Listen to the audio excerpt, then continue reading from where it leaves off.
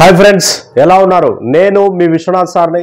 ఇవాళ మీ ముందుకు రావడానికి ప్రధాన కారణం ఏంటంటే నేటి యువత అసలు ఆ ఇన్స్టాగ్రామ్లో ఫేస్బుక్లో చాలా దారుణంగా తయారైనారు. అవే చూస్తానే టైం వేస్ట్ చేసుకుంటానే ఉంటారు. సో దాన్ని చేయడం వల్ల ఏమవుతుందంటే టైం వేస్ట్ తప్ప వేరేది ఏం రాదు. ఎప్పుడో మన వాళ్ళు ఎప్పుడో నోటిఫికేషన్ వచ్చాది, అప్పుడు చదువుతారు. అప్పుడు చదవడం వల్ల ఏం యూజ్లే, గుర్తుపెట్టుకో. కాబట్టి కాంపిటీషన్ అయితే భయంకరంగా ఉంది. నోటిఫికేషన్ వచ్చినాక చదువుదాము అనుకుంటే అప్పటికప్పుడు ఆకలి అయినప్పుడు చికెన్ వండుకుందాంలే అనే రకం అనమాట.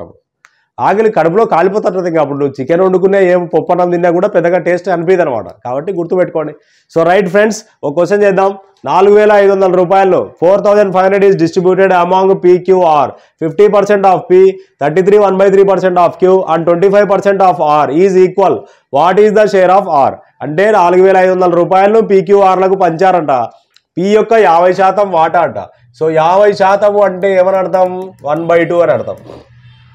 33 1/3% అంటే ఏమని అర్థం? 33 3 99 + 1 100/3. పర్సెంటేజ్ అంటే 1/100 అనమాట. సో 100 క్యాన్సిల్ చేస్తే ఏమైతే అది 1/3 మిగులుతుంది. గుర్తుపెట్టుకో. 33 1/3% 1/3. 50% అంటే అందరికి తెలుసు, అందరికి సగం అంటే 1/2. సో తర్వాత ఇంకోటి ఏమి ఇచ్చాడు? 25% ఇచ్చాడు. సో 25% అంటే ఏమని అర్థం? ఫుల్ హాఫ్ క్వార్టర్ కదా, అంటే 1/4 అనమాట.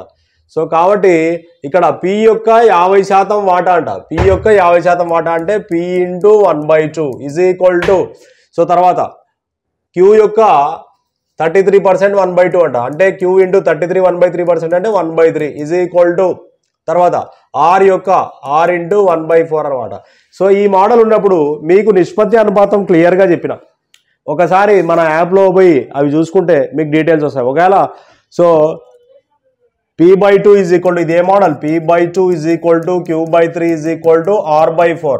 సో దీని వాల్యూ అంటే డైరెక్ట్ వాల్యూ అనమాట. P/Q/R అనమాట. సో Q అంటే 3, R అంటే 4. ఇది P, ఇది Q, ఇది R అనమాట. సో ఇప్పుడు మొత్తం యాడ్ చేయి. 2 + 3 5, 5 + 4 9. మొత్తం సొమ్ము ఎంత ఇచ్చాడు? 4,500 ఇచ్చాడు. 9 becomes 4,500 అంటే 9 × 5 45. 2 సున్నాలు ఇంటూ 500 చేయాలి. R యొక్క వాటా అన్నాడు. 4 × 500 ఎంత అవుతుంది?